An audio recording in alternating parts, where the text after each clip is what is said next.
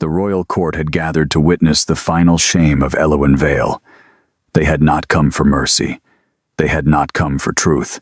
They had come dressed in velvet, silver, and wolfbone crowns, to watch the dead wolf girl touch the sacred mating flame and prove, before every alpha in the kingdom, that the moon had abandoned her before birth.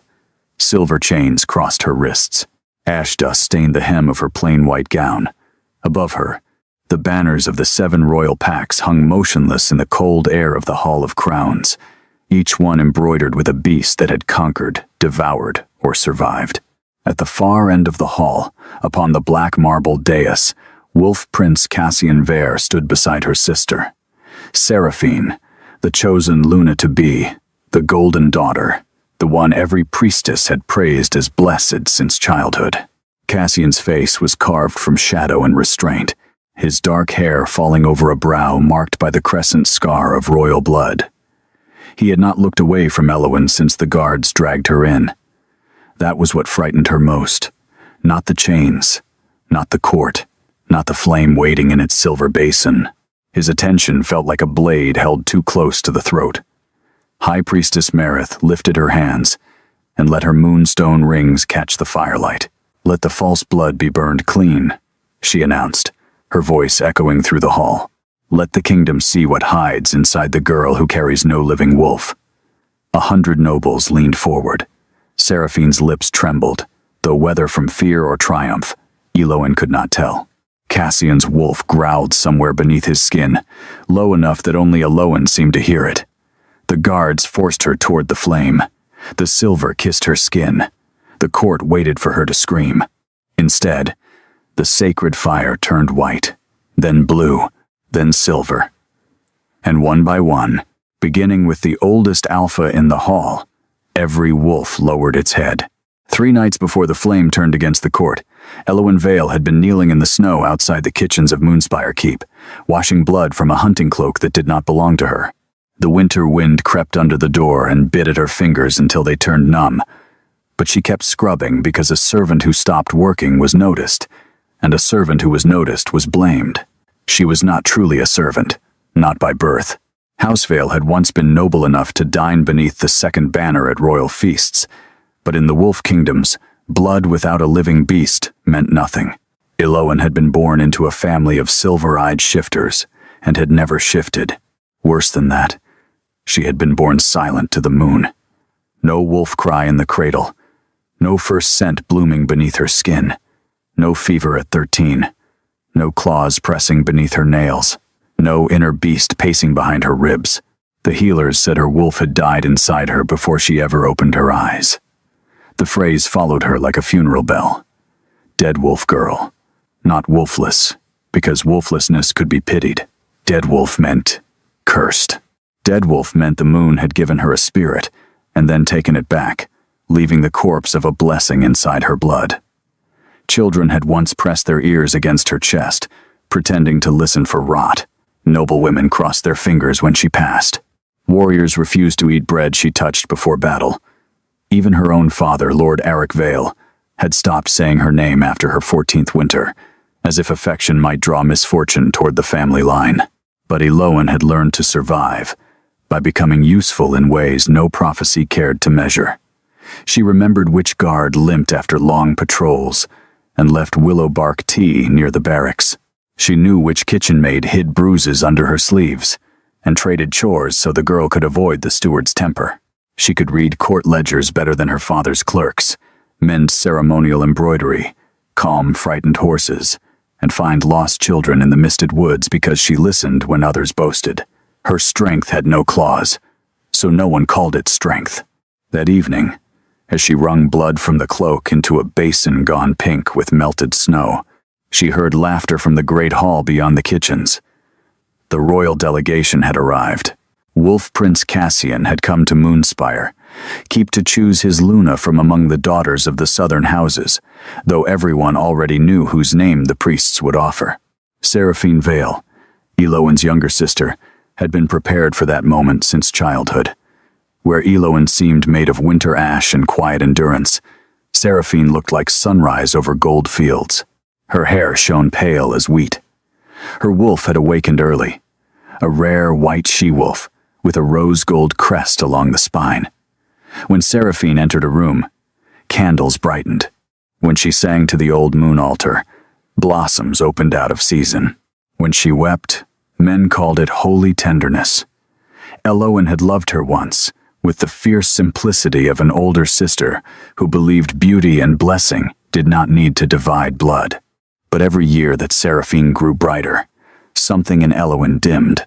The voice she once used to sing vanished into a rough whisper.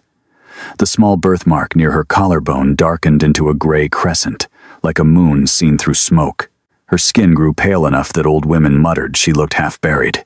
Seraphine had never struck her, never spat at her, never openly joined the cruelest laughter, yet she had accepted every crown made from Elowen's absence. That was its own wound, not hatred, not betrayal clean enough to cut away. Something softer, more confusing, and therefore harder to survive. When Lady Morena Vale swept into the kitchen passage, the laughter from the hall followed her like perfume. She was not Elowen's mother, though she had played the role in public when it suited the family. Morena had married Lord Eric after Elowen's mother died under a moonless sky, and from the moment Seraphine was born, she had carried herself like a woman who had corrected a mistake made by fate. "Why are you still in those rags?" Morena asked, looking at Elowen's wet sleeves with distaste. "The prince's party has begun."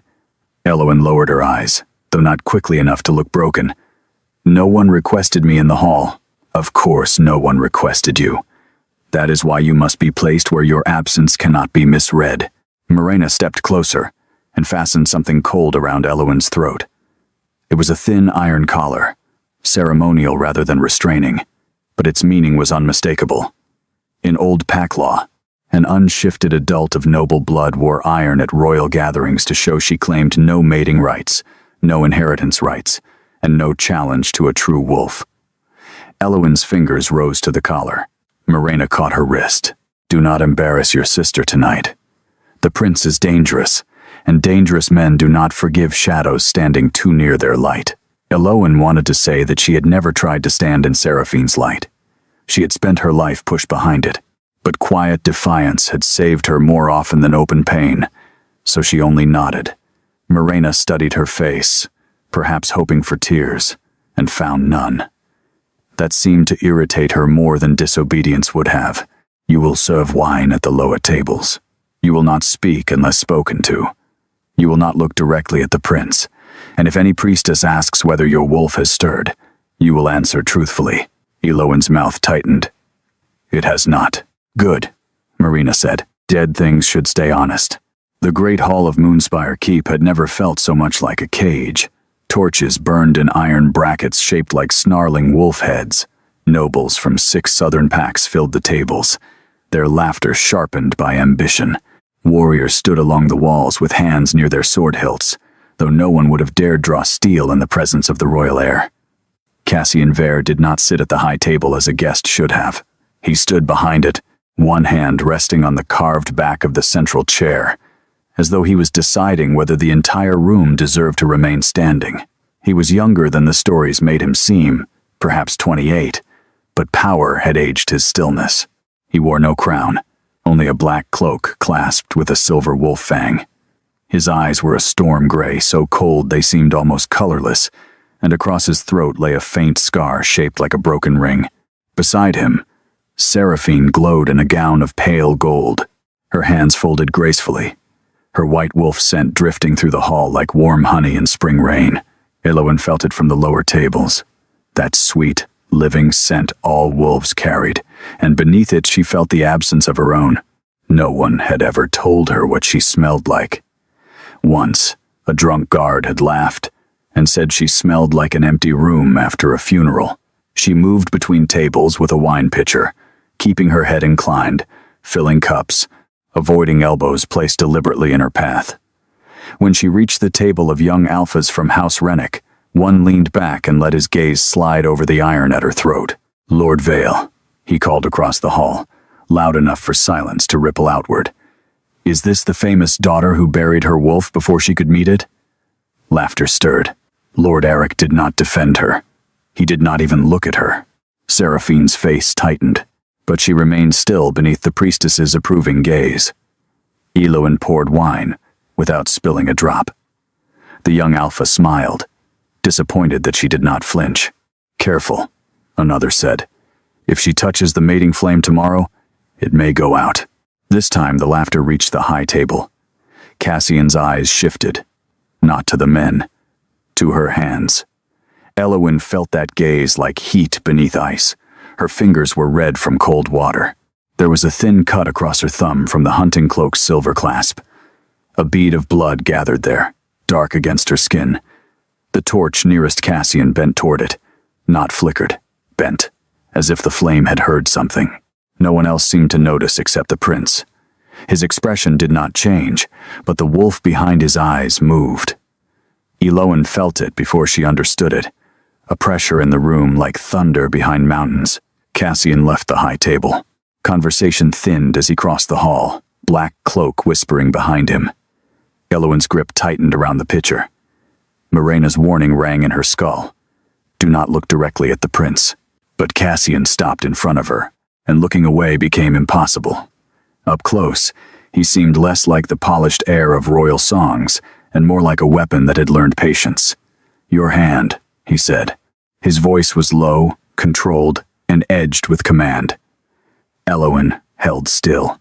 "It is nothing, Your Highness." "I did not ask what it was." The room had gone quiet enough for the torches to be heard. Slowly, Elowen offered her hand. Cassian did not touch her.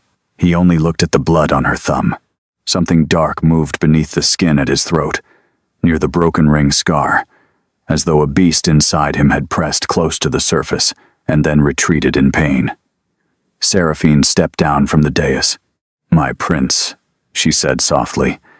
"My sister is unused to court attention. Forgive her if she seems strange." The word strange was gentle.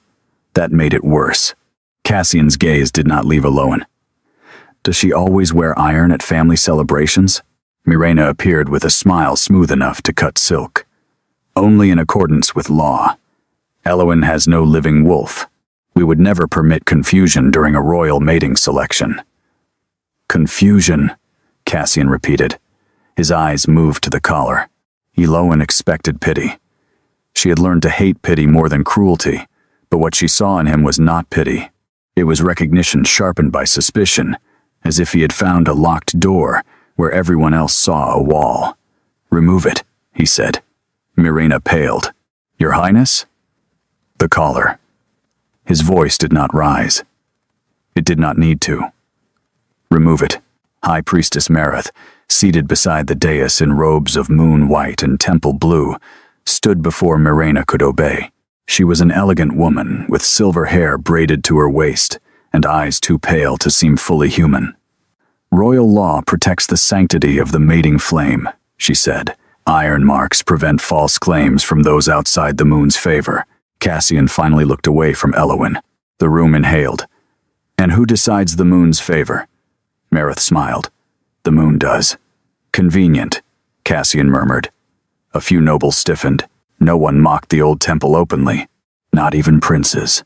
Not unless they wished to discover how many royal marriages, inheritances, and coronations depended on priestly approval. Mareth inclined her head, but her smile did not reach her eyes.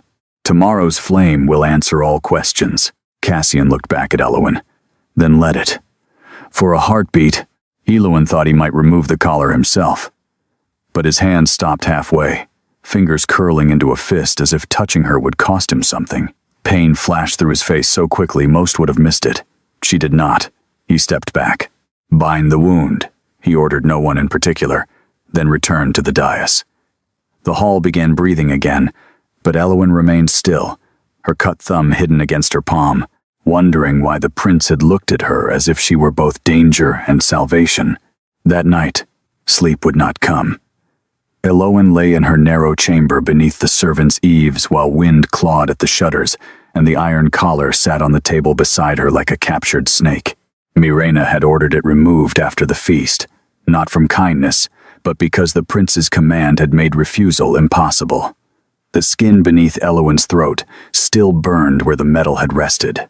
She touched the gray crescent mark near her collarbone and felt, for the first time in years, a faint pulse.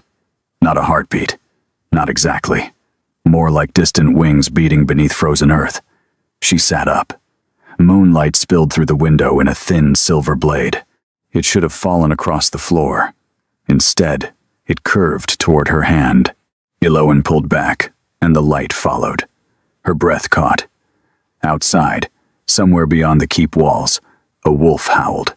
Then another, until the winter night filled with voices answering a call she had not made. Fear rose sharp in her throat. Dead things should not be called by wolves.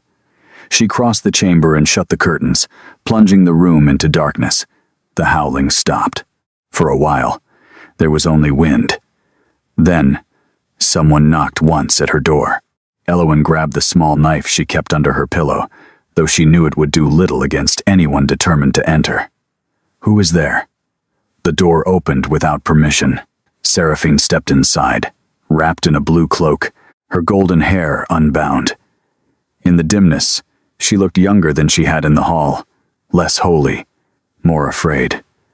"I needed to see you," she whispered. Elowen lowered the knife, but not fully. "If this is about tomorrow, I will not shame you." Seraphine flinched as if struck. "That is not what I came to say." Silence stretched between them, crowded with years of almost apologies. Seraphine closed the door and leaned against it. "When we were little, do you remember the orchard behind the old chapel?" Elowen did not answer. Of course she remembered. She remembered Seraphine falling from the low wall and crying until Elowen gave her the blue ribbon from her own hair. The next morning, their father had praised Seraphine for looking so pretty in blue. He had not noticed Elowen's hair at all. Seraphine twisted her fingers. "I used to think blessings were things you received because the moon loved you. Then I grew old enough to notice that every time something good came to me, something disappeared from you." The words entered Elowen slowly. "What do you mean?" Seraphine's eyes shone. "My first shift. Your voice was gone for 3 days. The winter roses blooming when I sang. Your fever that night, the white wolf crest, the mark on your skin darkened the same week. I told Mother. She said sisters often imagine cruelty where fate has only made distinctions." "Morena is not my mother," Elowen said, but her voice lacked force. Seraphine swallowed. "The priestess told me not to speak of it. She said old blood must sometimes be balanced, that if the moon took from you to strengthen me, it was because the kingdom needed a Luna who could stand beside Cassian." A chill moved through Elowen deeper than winter. "High Priestess Marith said that?" Seraphine nodded. "She chose me for tomorrow before the prince ever arrived. The flame ceremony is only theater. But tonight, when he looked at you," her voice broke. "Something changed. Marith is frightened." Elowen almost laughed, but there was no humor in it. "Of me? Of what you might be?" Seraphine reached for her hand, then stopped. Perhaps remembering too many times Elowen had been expected to comfort the girl who benefited from her wounds. "Elowen, if the flame hurts you tomorrow, I will stop it. You will not be allowed near me. Then I will tell Cassian." "Tell him what? That the sister he came to claim might be living on stolen light?" Seraphine recoiled, tears slipping down her cheeks. Elowen regretted the cruelty, but not enough to take it back. "I did not steal it willingly," Seraphine whispered. "No," Elowen said, the pulse beneath her mark beating harder. "But you kept it." Seraphine left without another word. The door closed softly, and Elowen stood in the dark with her knife at her side, hating that the truth had not made anything simpler. At dawn, the prince found her in the old chapel, ruins beyond the keep, where snow had gathered in the mouths of broken stone wolves, and pale grass bent beneath frost. Elowen had gone there before the household woke, because the chamber walls had become too small, and because the gray crescent on her skin would not stop burning. She did not hear Cassian approach. She only felt the world change. The birds went silent. The wind drew back. Even the snow seemed to wait before falling. "You should not wander alone before a royal rite," he said. Elowen turned. He stood beneath the ruined arch, black cloak dusted with frost. sword at his hip, face shadowed by the morning. I did not realize I was valuable enough to guard. That is not what I said. It is what everyone else would have meant. His mouth tightened, not quite amusement, not quite pain. I am not everyone else. No, she said, looking at the scar at his throat. Everyone else is easier to understand. For a moment, she thought she had gone too far. Then Cassian stepped closer, slow enough that she could retreat if she chose. She did not. What happened in the hall last night when you bled? He asked. Nothing. The torch answered you. Torches answer drafts. There was no draft. Elowen looked away toward the broken altar. Long ago, before the Old Moon Temple controlled royal rights, the chapel had belonged to travelers and widows, to those who prayed without permission. Its altar was cracked down the middle. In the split stone, a thread of moonlight lingered despite the cloudy sky. If you already know what you saw, why ask me? Because I want to know whether you are lying to survive or lying because someone taught you your truth was dangerous. The words struck too close. Elowen folded her arms against the cold. My truth is simple. I have no wolf. I have no claim. I have no reason to matter in your ceremony. Cassian's eyes darkened. Do you want to matter? She hated how quickly the answer rose inside her. Yes, not to the court, not to the priestesses, not even to him, to herself, to the ghost inside her ribs that everyone insisted was dead. But wanting was a dangerous luxury for girls raised as warnings. I want tomorrow to end, she said. That is not the same thing. It is the safest thing. Cassian looked toward the altar, jaw hard. Safe choices can still lead to slaughter. His hand went unconsciously to the scar at his throat. Elowen noticed the way his fingers trembled before he forced them still. Is that how you chose Seraphine? She asked. He went motionless. The chapel seemed to darken around them. Careful. That was not an answer. You are bold for someone who has spent her life being told to lower her eyes. Lowering them never made anyone kinder. He looked at her then as if something inside him had been wounded open. The silence between them shifted. It was not tender. Not yet. It was a bridge built over teeth. The kingdom expects me to choose a Luna whose wolf can stabilize the royal bloodline, he said at last. The northern packs are restless. The council doubts my succession. The temple whispers that my father's death weakened the moon's favor over House Vare. And your wolf? The question escaped before she could stop it. Cassian's expression closed, but too late. She had seen the flicker. Pain. Fear. Fury turned inward. My wolf is none of your concern. Then why did it growl when I was cut? He took one step toward her, and the air filled with the scent of storm rain on black stone. It should have frightened her. It did, but beneath the fear, something in her leaned closer. Cassian stopped himself again, as he had in the hall, as if there were an invisible chain between them, and he was the one bound by it. There is an old prophecy, he said quietly. The temple likes to recite only the portions that keep princes obedient. It says, the true mate of the last winter prince will unmake his crown. Elowen's breath thinned. That is why you will choose Seraphine.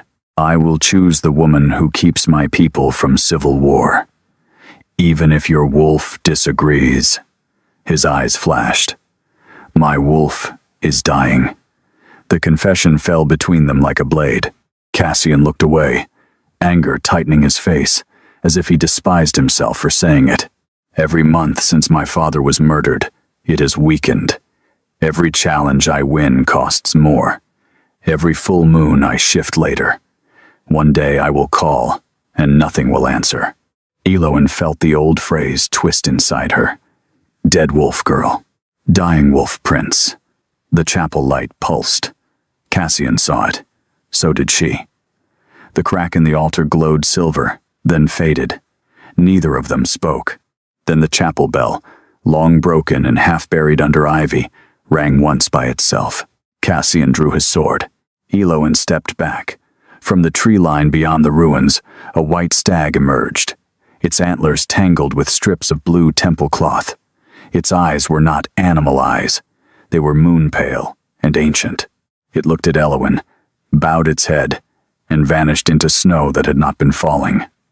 Cassian lowered his blade slowly. "What are you?" he whispered. Elowin's hands shook. "I was hoping you knew." The mating selection began at moonrise, beneath a sky crowded with clouds. Moonspire Keep had opened its inner court, where the sacred flame burned in a silver basin fed by oils from the old moon temple. Nobles gathered along the stone balconies, cloaks snapping in the winter wind. At the center of the courtyard stood 7 unmarried daughters from noble packs, each dressed in white, each wearing a ribbon in the color of her house. Seraphine stood first among them in gold-threaded silk, her white wolf, visible in the way other wolves made room for her without thinking. Elowin had not been placed among the candidates. Instead, she stood behind Lady Morena with the lower household, wearing a plain gray cloak and gloves to hide the burn that had spread from her crescent mark down her shoulder in thin silver lines. High Priestess Merith presided beside the flame. Her face was serene, but when her gaze passed over Elowin, something cold and hungry moved beneath it. Cassian entered last. No drums announced him, no horn. The court simply felt him arrive and turned. He wore black ceremonial armor etched with the sigil of House Vare, a wolf crowned in thorns. The armor made him look untouchable, yet Elowin could see what others missed. The faint shadow beneath his eyes, the stiffness in his right hand, the way his breath caught for half a second when the sacred flame flared too bright. His wolf was failing. The kingdom had dressed him as a conqueror and hidden the wound beneath steel. The rite began with old words. Merith called each candidate forward to pass her hand over the flame. The fire revealed colors in response to their wolves. Amber for strength, green for fertility, blue for loyalty, red for battle, blood. When Seraphine approached, the courtyard hushed. She extended her hand. The flame rose in a radiant pillar of gold and white, spiraling around her arm without burning. Gasps of approval swept through the balconies. Marina pressed a hand to her heart in practiced awe. Lord Eric's eyes shone with relief. Merith smiled as if the moon had personally obeyed her. "The flame recognizes Seraphine Vale," she declared. "White Wolf of the Southern Line, blessed vessel of royal peace." Cassian stood before Seraphine. His duty was clear. He had only to take her hand before the flame and name her his intended Luna. Seraphine looked at him with tears in her eyes. Elowin could not tell whether they were hope, fear, or apology. Cassian reached for her. The courtyard held its breath. His fingers brushed Seraphine's. Then the sacred flame bent sideways, away from them, toward the rear of the court, toward Elowin. For one impossible heartbeat, no one moved. The flame stretched like a living thing, silver at its edges, straining across the courtyard as if scenting blood. Elowin stepped back. People turned. The attention hit her harder than any blow. Mirena seized her arm. "Stay still," she hissed. Merith's smile vanished. Cassian's hand dropped from Seraphine's. His eyes found Elowin through the crowd, and something savage and terrified passed between them. The flame lowered, almost bowing. A murmur rose. "Impossible," one noble whispered. "She is not in the right. She has no wolf." "The dead girl?" Merith struck her staff against the stones. The flame snapped upright, though it shuddered as if resisting her. "A corruption," she said. "Old ash in the oil, nothing more." Her gaze sliced to Elowin. "Remove the servant from the court." Servant. The word landed deliberately. Lord Eric looked relieved to accept the lie. Guards moved toward Elowin. Cassian moved first. He did not run. He simply stepped into their path, and the guards stopped as though they had walked into a wall. "She stays." Merith's expression hardened. "Your Highness, the rite has been disturbed. The law requires purification. The law requires truth. Truth is exactly what I intend to obtain." Merith lifted her staff again, and from the temple attendants behind her, 2 acolytes brought forth a narrow chain of braided silver. The sight of it drew a low sound from the gathered wolves. Silver was not forbidden in rites, but living silver, temple-blessed and moon-soaked, was used only for dangerous beasts, oath-breakers, and those suspected of forbidden magic. Seraphine went pale. "No," she whispered. Marith ignored her. "Elwyn Vale," she called, "daughter of House Vale, bearer of no living wolf. Step forward and submit to the chain." Morena released Elwyn, as if her skin burned. The crowd parted. Elwyn stood alone at the edge of the courtyard, with every eye upon her. Her body wanted to flee. Her mind counted exits. Her heart beat against the dead silence, where a wolf should have answered.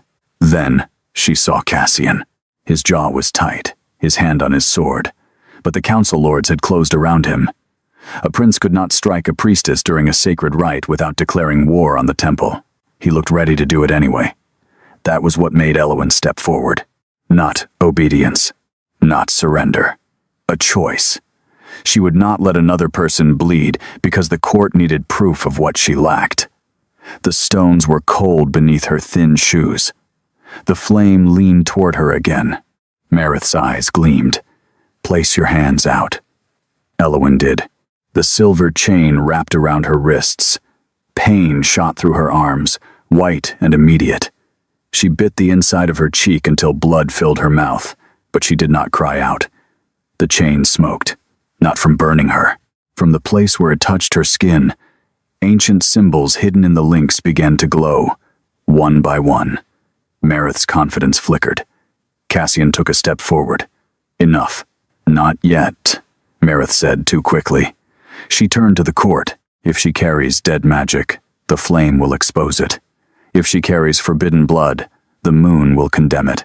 Then, softer, "For Elwyn alone," she whispered. "And if she carries what I fear, it will die tonight before it remembers how to fly." Elowyn's blood turned cold. The priestess shoved her bound hands into the sacred flame. Agony opened like a door beneath Elowyn's skin. The world vanished in silver fire. She heard shouting, the scrape of steel, Seraphine screaming her name, Cassian roaring an order that shook snow from the balcony stones. But beneath those sounds came another, deeper than hearing. A wing beat, a howl, a voice that was not, a voice saying, "Not dead, not dead, not dead." Elowyn saw darkness first, vast and starless. Then she saw a wolf, suspended in that darkness, curled as if sleeping inside a cage of black thorns. Its fur was not fur but night sky, each strand lit with silver constellations. Wings folded along its back, torn and bound. A spear of temple light pierced its chest. Around it, dozens of pale threads stretched outward, siphoning glow from its body into another shape. A white wolf crowned in rose gold light. Seraphine. Elowyn understood with a grief so sudden she nearly broke. Her wolf had not died. It had been bound, fed from, hidden, not by her sister's choice, not fully, but through her sister's existence, through a curse disguised as blessing. The celestial wolf opened its eyes. They were Elowyn's eyes. The chain around her wrist snapped. The flame exploded upward. Moonfire tore through the courtyard, not hot like earthly flame, but cold and blinding, silver blue and edged with stars. Elowyn staggered back as something enormous unfurled behind her, wings of moonfire. Not flesh, not illusion, but memory made visible, the ancient shape of a bloodline the kingdom had buried. Every wolf in the courtyard collapsed to its knees. Warriors, nobles, alphas who had never bowed to anyone but the crown. Even the beasts within them lowered their heads, not to Cassian, not to Marith, but to the girl they had dressed in gray and named Dead. The sky split open, clouds recoiled from the full moon, and its light poured down in a pillar around Elowyn. The gray crescent at her collarbone burned silver, then opened into the mark of an ancient crown, 2 wings crossing a wolf's skull beneath a star. Someone screamed, "Celestial." Another voice answered, "Impossible. They are extinct." Marith stumbled back, face twisted not in surprise but terror. Cassian broke through the council lords and crossed the court. He stopped just beyond the circle of moonfire, his eyes locked on Elowyn, with a look she could not bear. Not triumph, not possession. Recognition, yes, but also devastation. His wolf rose beneath his skin, stronger than before, called toward her light like a dying thing crawling toward dawn. He dropped to one knee. The sound that moved through the court was not a gasp. It was the death of an entire order of belief. Elowen should have felt powerful. Instead, she felt as if her bones had become glass. The moonfire wings burned behind her, vast enough to cast silver shadows against the keep walls, but her body trembled beneath their weight. Every bowed wolf pressed a thread of feeling toward her. Fear, awe, hunger, surrender, rage. Too much, too many. She swayed. Cassian looked up sharply. Elowen. The way he said her name, without title or command, nearly undid her. She tried to step toward him, but the ground tilted. Seraphine ran forward before anyone could stop her. The white wolf blessing around her flickered violently, gold unraveling into black threads. Elowen, I did not know, she sobbed. I swear by the moon, I did not know what they did. Marith's voice cracked across the court. Do not touch her. Seraphine froze. That command revealed more than it hid. Cassian heard it. So did Elowen. So did every council lord trained to smell fear beneath prayer. Marith lifted both hands, temple rings blazing. The creature before you is not a Luna. It is a forbidden remnant of the sky wolves who once enslaved kings. Celestial blood does not bless kingdoms. It consumes them. Prince Cassian, by the authority of the Old Moon Temple, I command you to step away from her. Cassian rose slowly. His face had gone still in a way that made soldiers reach for weapons. You command me? I protect your crown. My crown is not yours to protect. Your father said the same before he died. The courtyard chilled. Cassian's scar darkened. Elowen felt his pain flare through the moonfire, sudden and intimate, as if his wound had answered hers. Marith had not meant to reveal that much. Her mouth tightened. The council stirred uneasily. Cassian took one step toward the priestess. What do you know of my father's death? Marith's gaze flicked to the royal uncle standing among the council, Lord Valen Vare, Cassian's father's younger brother. It lasted less than a breath. Elowen saw it. Cassian saw it. Valen smiled faintly, the kind of smile that belonged on a man who had already arranged 3 exits. Before Cassian could speak, Marith drove her staff into the flame basin. The sacred fire turned black. Shadows burst from the silver bowl and raced across the courtyard in the shape of wolves with hollow eyes. Panic shattered the court. Alphas leapt up, swords drawn. Nobles fled for the doors. The kneeling wolves broke from awe into terror. Marith shouted over the chaos. Behold what follows her awakening. The shadow wolves lunged not at Elowen, but at the crowd, at children on the balcony, at servants trapped near the walls. A perfect lie. Create terror, then name her its source. Elowen understood the strategy, even as fear clawed through her. If she did nothing, people would die under shadows summoned by the priestess. If she acted, they would see only forbidden power. Cassian turned toward her, conflict raw across his face. Can you stop them? She looked at the moonfire, burning from her skin, at the terrified crowd, at Seraphine shaking with black threads around her heart. I do not know. His answer came without hesitation. Then I will hold them back until you learn. He shifted before the first shadow wolf reached the balcony stairs. Not fully at first. His body bent under pain that would have broken a lesser man. Black fur ripping through armor seams, bones lengthening, claws striking sparks from stone. The court saw the prince's secret then, though not all of it. Cassian's wolf emerged enormous and dark, but wrong in the way dying stars are wrong. Magnificent, unstable, rimmed with gray cracks of fading light. A royal winter wolf should have carried silver fire along its spine. His flickered weakly, guttering with each breath. Still, he threw himself between the shadows and the crowd with a snarl that shook banners loose from the walls. Elowen felt every wound he took, as if moonfire stitched them to her nerves. The mate bond had not fully formed, but something older than ceremony stretched between them. Not romance. Not yet. Survival. Recognizing survival. She turned inward toward the bound celestial wolf she had seen in the flame. The cage of black thorns remained, The spear remained. The threads leading to Seraphine pulsed. Elowyn did not know spells. She did not know royal rites. She knew knots from laundry lines, herbs from kitchens, ledgers from stolen candlelight, wounds from years of carrying them quietly. A curse, she thought, was only a knot tied in blood. Knots could be loosened. She reached toward the nearest black thread. Seraphine cried out and fell to her knees. Elowyn stopped, horrified. Marith laughed from beside the corrupted flame. Yes, little star. Pull your power back, and your sister dies. Leave it in her, and you remain half-born. That was the mercy I gave your family.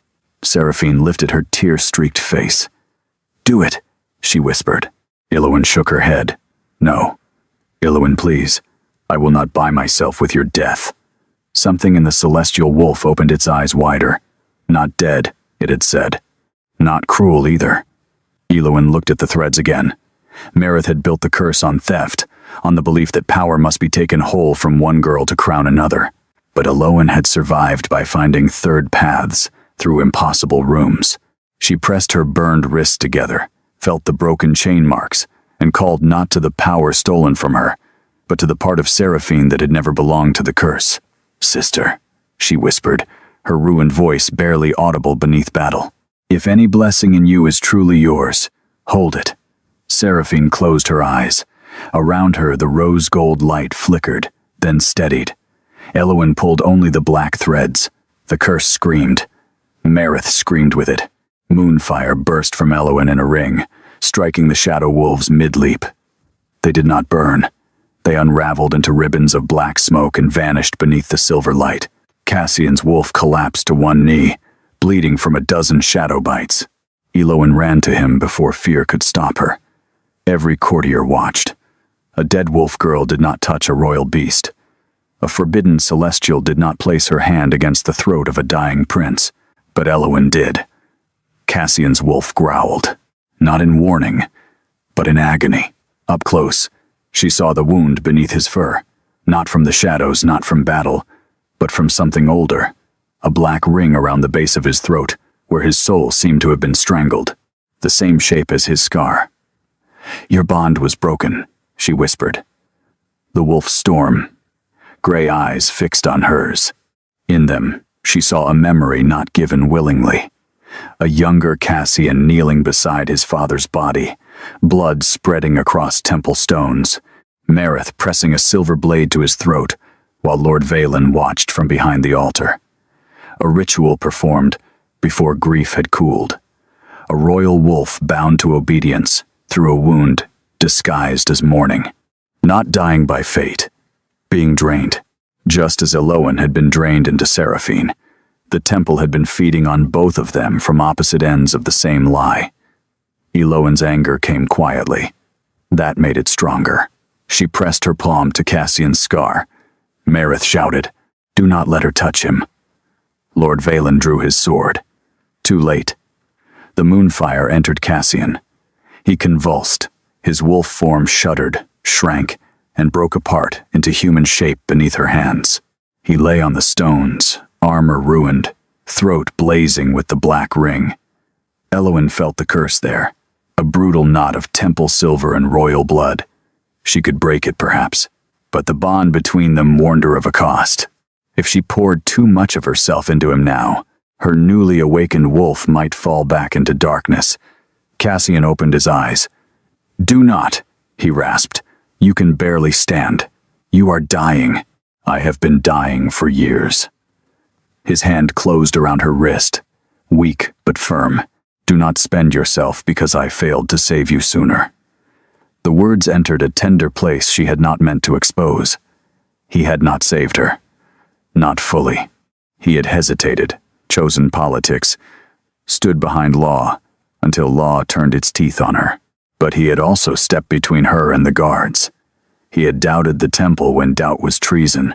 He had shifted while dying to protect people who would have condemned him for weakness. He was not innocent. He was not easy. That made his choice matter more. Elowyn looked toward Marith, who stood surrounded by temple acolytes and council guards, already shaping the next lie. Then stand with me, she said. Cassian's eyes burned silver. Always, if you let me. It was not a confession of love, not yet. It was an oath made in blood while the court still screamed. For Elowen, it was enough. High Priestess Marith played her final card before dawn. She demanded a trial in the Hall of Crowns, invoking a law older than the current royal line. Any being of extinct blood discovered within the kingdom must be judged before the assembled alphas, and if deemed a threat to succession, executed by silver flame. The council, terrified of civil war and of what they had witnessed, agreed. Lord Valen argued that Cassian's defense of Elowen proved the prince was already compromised by forbidden influence. Morena wept publicly over Seraphine's corruption, though her eyes avoided both daughters. Lord Eric remained silent until silence became its own confession. By sunrise, Elowen was chained again, this time with black iron etched in temple runes, and Cassian was forbidden to stand within 10 paces of her during judgment. The hall where she had served wine now held her fate. Nobles filled every tier. Wolves paced behind their human skins, restless and afraid. Seraphine stood near the witness dais, pale but upright. The rose-gold crest of her wolf dimmed, yet still alive. When Elowen saw that, relief nearly broke her. She had not killed her sister by taking back the stolen dark. Something true remained. Something Seraphine could claim without theft. Cassian stood before the throne, guarded by his own council as if he were a prisoner inside his crown. His face was unreadable, but his eyes never left Elowen. Marith addressed the hall with masterful sorrow. She did not rant. She did not snarl. She spoke like a woman carrying unbearable responsibility. That was what made her dangerous. 500 years ago, she began. Celestial wolves ruled from above the crowns of men. They did not mate as we do. They bound, they enthralled. Their wings carried moonfire, capable of bending every wolf spirit to its will. The old temple was founded to protect mortal packs from sky-born tyranny. We sealed their bloodline at terrible cost. Last night proves one remnant survived. She turned toward Elowen, a girl hidden in Housevale, a girl whose presence has already disrupted a royal mating rite, weakened a chosen Luna, and ensnared the prince. Murmurs spread. Fear was easy to guide once given a shape. Cassian stepped forward. You speak of ensnarement while my throat still bears your blade's work. The hall erupted. Marith's face tightened. Grief has made your highness vulnerable to delusion. Then let the hall see the mark. Cassian tore open the high collar of his black tunic. The scar at his throat lay exposed, the broken ring shape dark and ugly beneath his skin. Gasps moved through the court. Some had seen it before, but never under the silver truth light of the Hall of Crowns. Under that light, temple runes glimmered inside the scar. Marith lifted her chin. A stabilizing rite performed after the late king's murder. Without it, your wolf would have gone feral from grief. You have been draining him, Elowen said. Her voice was rough, but it carried. The hall turned toward her. She had spent her life unheard, and now even enemies leaned in. Just as you drained me into my sister, you call theft balance. You call chains protection. You call murder law. Marith's eyes flashed. And you call instinct truth, because power has finally made you arrogant. Elowen looked down at her bound hands. No, power has made me listen to. There is a difference. The trial shifted when Seraphine asked to speak. Marith tried to forbid it. Cassian overruled her with the cold authority of a prince who had remembered he was not born to kneel before priests. Seraphine walked to the center of the hall slowly, each step costing her. She looked nothing like the radiant Luna candidate from the previous night. Her beauty remained, but stripped of performance. It seemed fragile, almost human. I was told my blessings were proof that the moon preferred me, she said. I believed it because believing was easier than asking why my sister suffered whenever I shone. Morena made a strangled sound.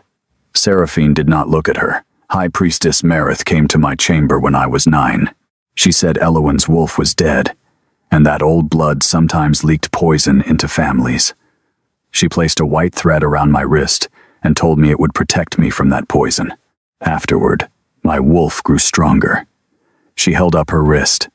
A faint scar circled it, almost invisible until the truth light touched it. Then, black runes appeared. The hall recoiled. I did not know the thread was tied to her. I did not know I was carrying pieces of what belonged to my sister. But I knew enough to be afraid. I knew enough to stay silent. Tears slipped down her face. That silence was mine. I will not blame the temple for that. Elowen's throat ached. Seraphine turned to her. I cannot give back the years, but I can give back the lie. She faced the court. I am not Cassian's chosen Luna. The flame never chose me. It was forced to shine through stolen light.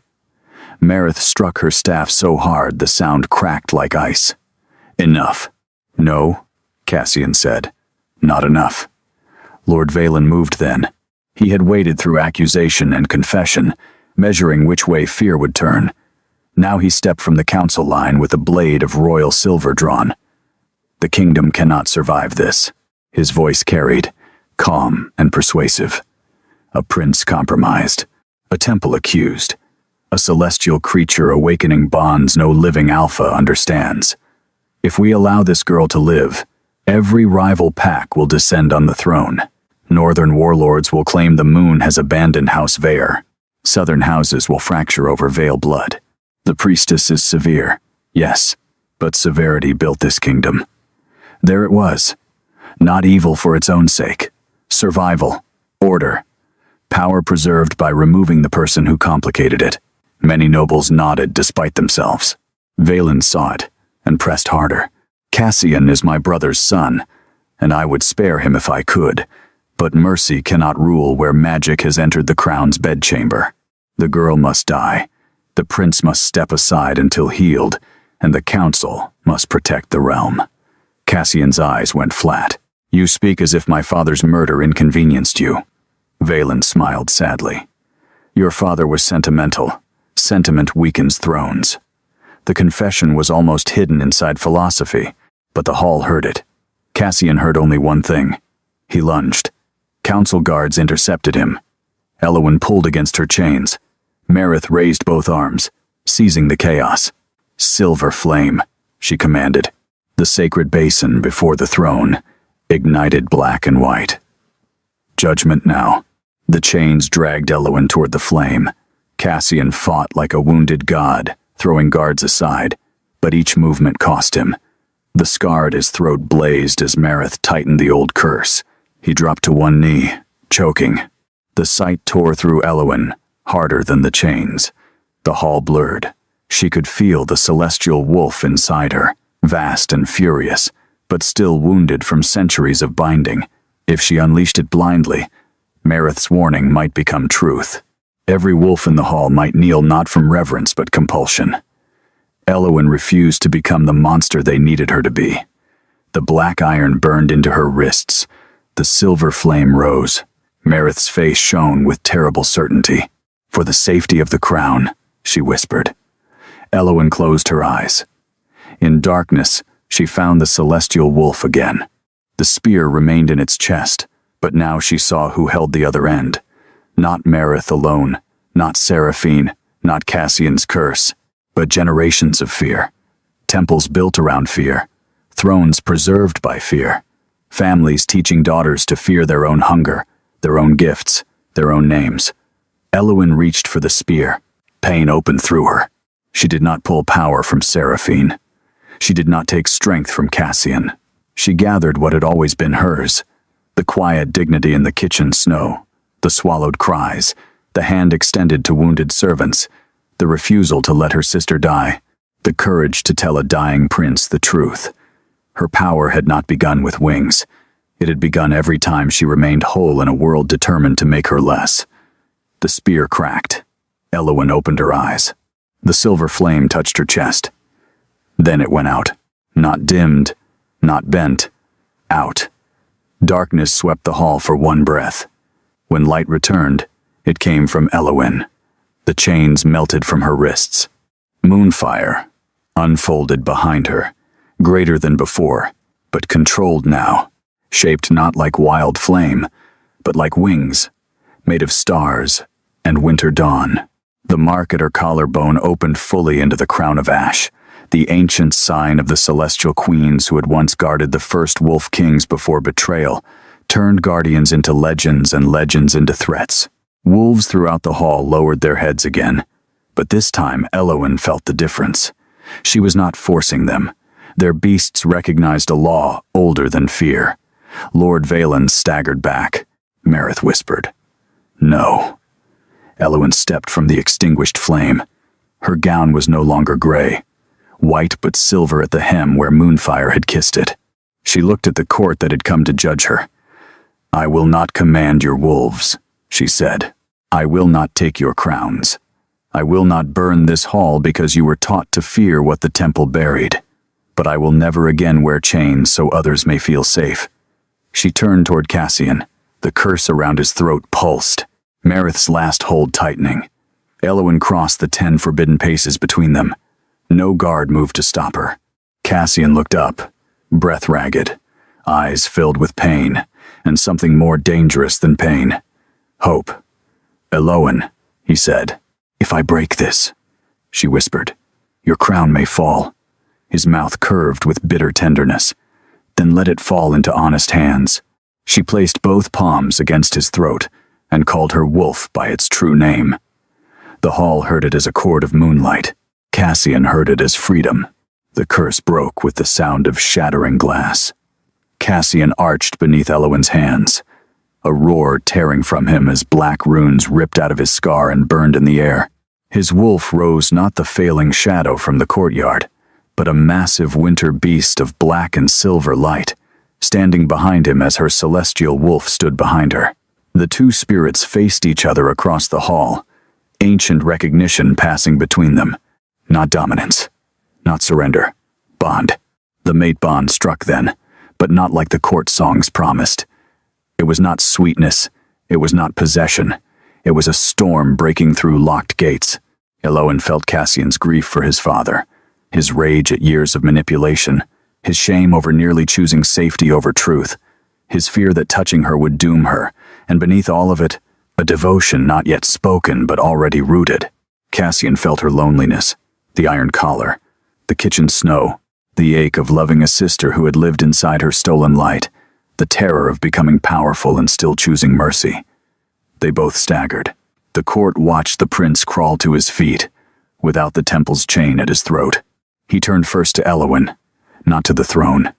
That choice mattered. Then he faced the hall. "I name Elowen Vale under my protection, not as property, not as prisoner, not as weapon of House Vare." His voice deepened as his wolf strengthened behind it. "I name her my true mate, before crown, council, temple, and moon." The hall erupted. Some cried blasphemy, some wept, some knelt.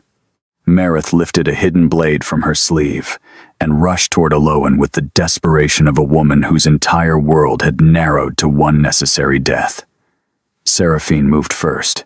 She stepped between them. The blade entered her side. Elowen screamed. Cassian caught Mareth by the wrist before she could strike again, his eyes gone wolf-bright. He could have killed her. Everyone expected him to. Mareth expected it most of all, and there was relief in her face, because martyrdom would preserve her lie. Elowen saw that. Through her horror, through Seraphine's blood on the stones, she understood. "Do not," she said. Cassian froze, trembling with restraint. Elowen knelt beside Seraphine, pressing her hands to the wound. Seraphine smiled faintly through pain. "I suppose," she whispered, "I finally stood in front of you, instead of in your light." "Do not speak as if you are dying," Elowen said, voice breaking. "I forbid it."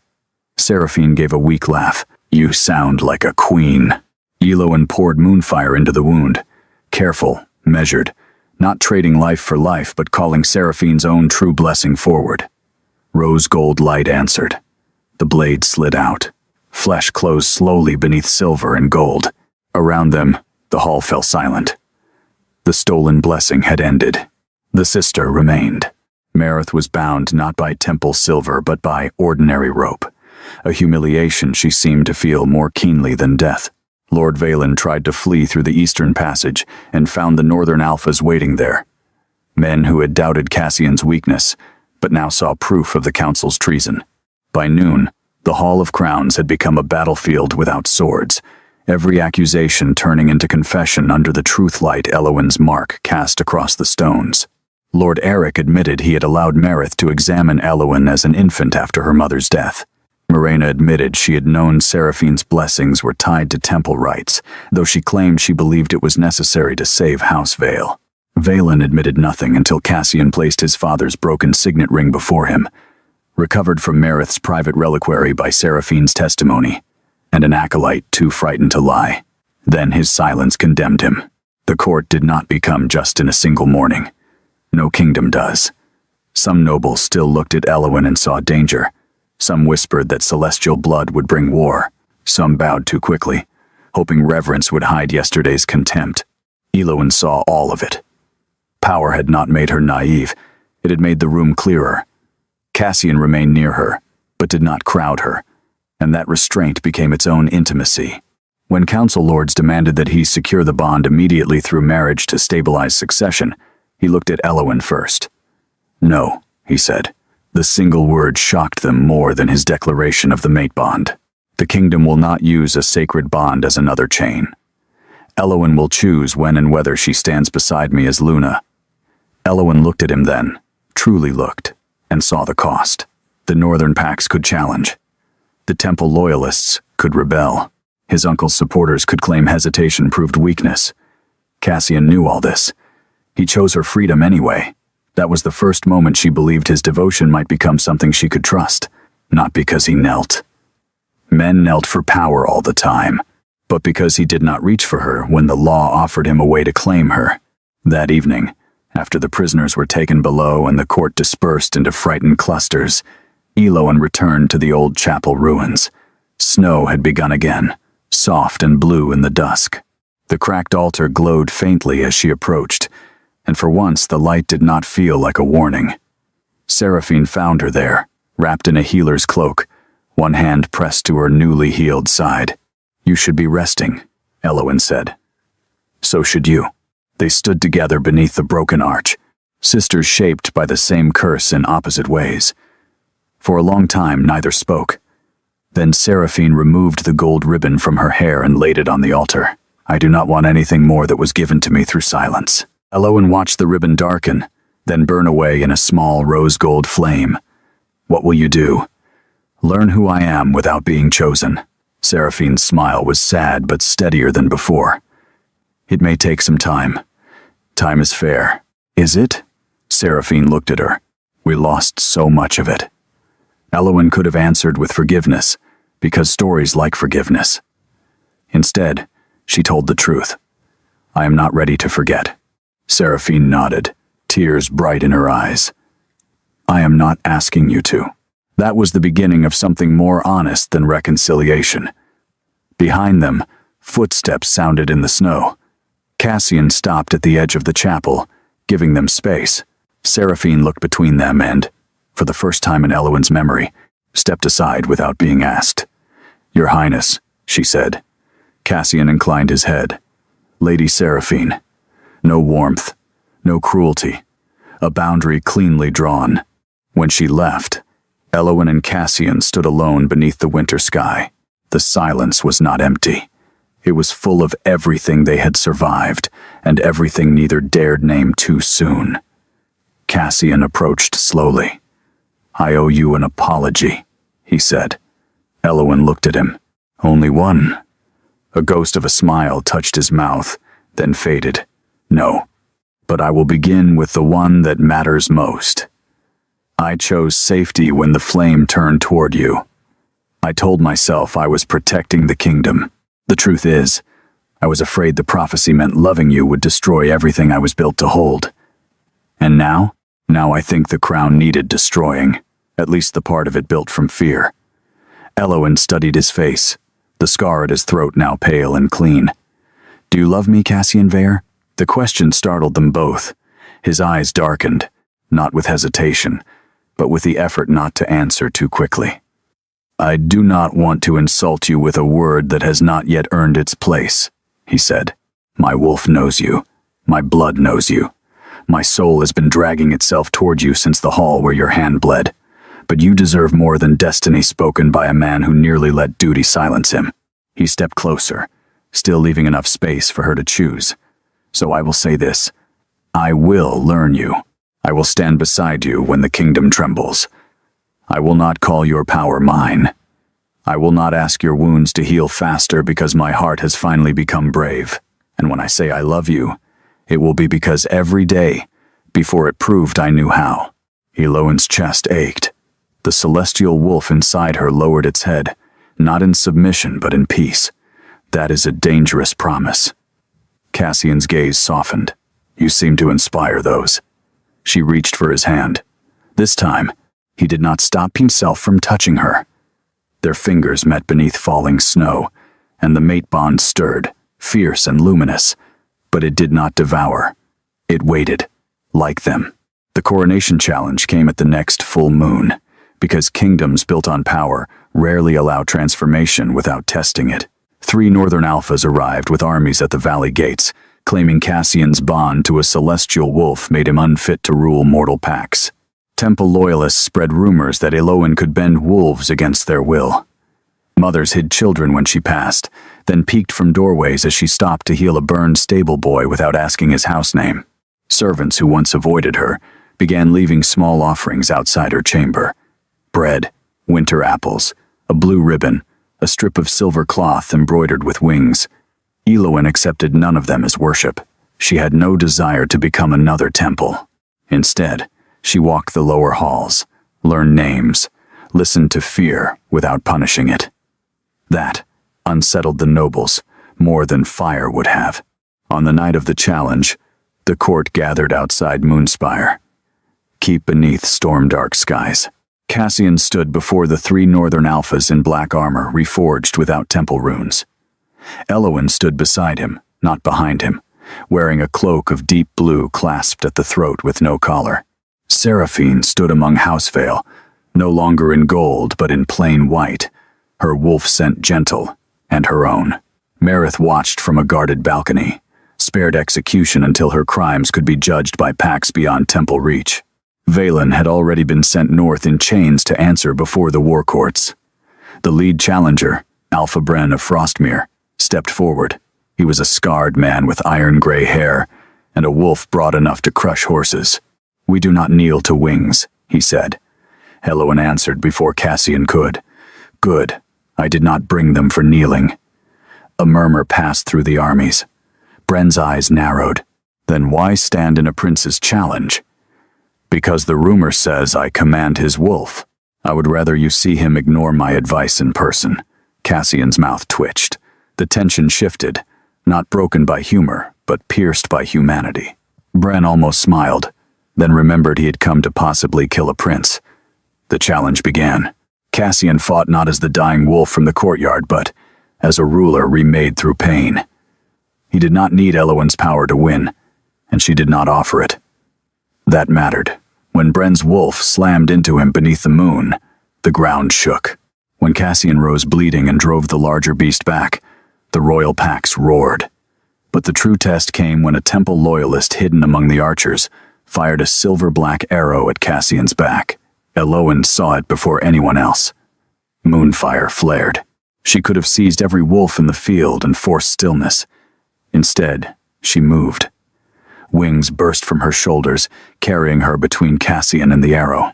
The silver struck her wing and shattered into stars. She fell hard to the snow. Cassian turned with a sound that silenced the battlefield. The assassin was dragged forward, screaming that Marith had promised him salvation. Bren stared at Eloan, then at Cassian. He had seen what the court feared most, not a celestial forcing obedience, but a woman choosing sacrifice when domination would have been easier. Slowly, the Northern Alpha lowered his head, not to her wings, to her restraint. One by one, the Northern wolves followed. By spring, the Old Moon Temple no longer chose royal mates. Its records were opened, its hidden rites burned, its priestesses judged not as sacred vessels but as women capable of both service and crime. Some were innocent. Some had been children when Marith taught them fear as doctrine. Elowen insisted on trials instead of purges, which angered those who wanted revenge and terrified those who expected it. Mercy will make them think you are weak, one council lord warned her. Elowen looked at the man until he remembered he had once laughed at her iron collar. No, she said. Mercy with memory makes them understand I am not like them. Cassian did not hide his satisfaction. He had become less guarded with the court but more careful with her, as if every day he was learning the difference between protection and control. He asked before touching her in public. He listened when she disagreed. He argued too, because they were not a gentle song and never would be. Their bond was moonfire and winter iron, tenderness with teeth. When northern raids threatened the border, Elowen advised negotiation with the lesser packs who had been taxed into rebellion, and Cassian trusted her enough to try. When Seraphine requested permission to train at the reopened chapel as a healer, Elowen did not embrace her, but she approved the request and sent the first shipment of herbs herself. When Lord Eric begged to see his daughters before entering exile, Seraphine went. Elowen did not. She stood at the tower window while his carriage left and felt grief without guilt. Healing, she learned, did not always mean opening the door. Sometimes it meant no longer waiting beside it. On the night Cassian finally asked her to stand beside him as Luna, he did not do it in the Hall of Crowns. He took her to the old chapel where the cracked altar had bloomed with silver moss and winter roses, where no court watched and no priestess named fate for them. He wore no armor. She wore no ceremonial gown. The moon was high, and the celestial wolf inside her rested with wings folded, awake but peaceful. Cassian held out a crown made not of gold, but of dark branches, silver thread, and a single shard from the broken chain she had worn in the flame. I will not ask you to be chosen by the kingdom, he said. You already are, whether they understand it or not. I ask whether you choose to build something beside me from what we burned down. Elowen looked at the crown, then at the man who had once reached for her sister because fear wore the mask of duty. The prince who had since placed her freedom above his throne again and again. I will not be your symbol, she said. No, I will not be your weapon. Never. And if the court calls me monster, Cassian stepped closer, then I will remind them monsters do not ask permission to be merciful. Her throat tightened. You have been saving that line. For 3 weeks. She laughed then, softly, unexpectedly, and the sound startled both of them because it was clear, not the rough whisper curse had left her. Clear. Her voice returned, not as stolen brightness, but as something earned back. Cassian's face changed. Wonder broke through him so openly that it frightened her more than desire. Elowen, he breathed. She touched her throat. Tears rose, but did not fall. Ask me again. Cassian knelt. Not before the court, not for spectacle, but in the snow before the woman he had almost lost to his own fear. Elowen Vale, celestial wolf of the fallen moon line, survivor of chains, breaker of my curse, keeper of your own heart, will you stand with me?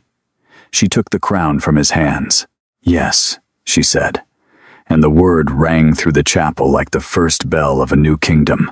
When Elowen entered the Hall of Crowns at Cassian's side 1 month later, the same nobles who had come to watch her burn stood beneath banners, newly sewn with a 7th emblem, a winged wolf over a crown of ash. The sacred mating flame had been replaced by an open basin of ordinary fire, because Elowen had declared that no flame would again decide a woman's worth before witnesses hungry for spectacle. The Luna rite was simple. No chains, no priestly judgment, no chosen daughters lined like offerings. Cassian and Elowen stood before the court and spoke vows written by their own hands.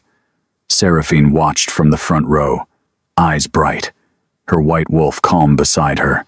When Elowen's turn came, she looked across the hall and remembered herself in every corner, serving wine at the lower tables, standing in iron, bleeding from a cut no one cared about, walking toward the flame, because she refused to let another person suffer for her. The memory did not vanish. It became foundation. I was taught that a dead wolf lived inside me, she said, voice steady. I was taught that silence was gratitude, that endurance was proof I deserved less, that power was dangerous only when it belonged to the unwanted. Today I do not stand here because a prince chose me. I stand here because I chose not to become what fear demanded. I choose this bond. I choose this kingdom, not as it was, but as it may yet become. And I choose myself, without apology. The hall remained silent for one suspended moment. Then a sound rose from the lower tiers first. Not the nobles, the servants, the guards, the kitchen maids, the stable boys, the women who had worn invisible collars in rooms no court ever judged. They struck their fists over their hearts. One by one, the alphas followed. Not all from love, not all from understanding, but all because the old world had shifted, and no one could pretend otherwise. Cassian took Elowen's hand. The mate bond opened between them. Not a chain, not a command, but a living bridge of moonfire and winter light. Behind them, visible only for a breath, two wolves appeared, his black and silver winter beast and her celestial wolf with wings spread wide enough to shadow the throne. They did not bow. They stood together. That night, after the feasts ended and the court finally emptied, Elowen returned alone to the balcony, overlooking the forest. Spring wind moved through the pines. Somewhere below, wolves ran beneath the moon, their howls rising free and wild. Cassian found her there, as she had known he would. For a while he said nothing. He had learned the shape of her silences. Some were wounds, some were peace. This one was both. He stood beside her, close enough that their shoulders touched. "Do you miss being unseen?" he asked. Elowen considered lying, then smiled faintly. "Sometimes." He nodded as if he understood. "Being watched is another kind of cage." "Yes." "Tell me when it becomes too heavy." She looked at him. "Will you tell me when the crown does?" His answer came without pride. "Yes." Below, a young wolf cub howled off, "Key," and another answered. Elowen thought of the kingdom changing slowly, painfully, imperfectly, of Seraphine learning herbs in the chapel, of temple girls reading records once forbidden to them, of northern alphas sending daughters to train as diplomats instead of tribute, of Marina in exile, still writing letters Elowen had not opened, of old fear dying the way winter died, not all at once, but day by day beneath returning light. Cassian reached for her hand, and she let him take it. "When did you know," she asked, "that you were my mate?" He stared into the forest. "My wolf knew when your blood bent the torch." "And you?" "I knew when you refused to let Seraphine die." She looked down. "That was not strength. I could not bear another theft." "That is strength, Elowen. The kind kingdoms survive on, though they rarely build statues for it." She leaned into him then, not because destiny pulled her, but because trust had been built stone by stone beneath them. His arm came around her carefully, then fully when she did not pull away. The moonlight touched her shoulders. For a moment, silver wings shimmered behind her, softer now, no longer a weapon drawn in terror but a promise folded into flesh. Cassian pressed his lips to her hair. "My Luna," he whispered. Not as a title, but as reverence. Elowen closed her eyes. Once, the court had gathered to prove she carried a dead wolf. Now the wolves of the kingdom ran beneath her balcony, alive with a freedom older than crowns. She had not been saved from the flame. She had become the light that survived it. And far beyond Moonspire Keep, in the darkest part of the ancient forest, something buried for 500 years opened its silver eyes and heard the celestial wolf's call.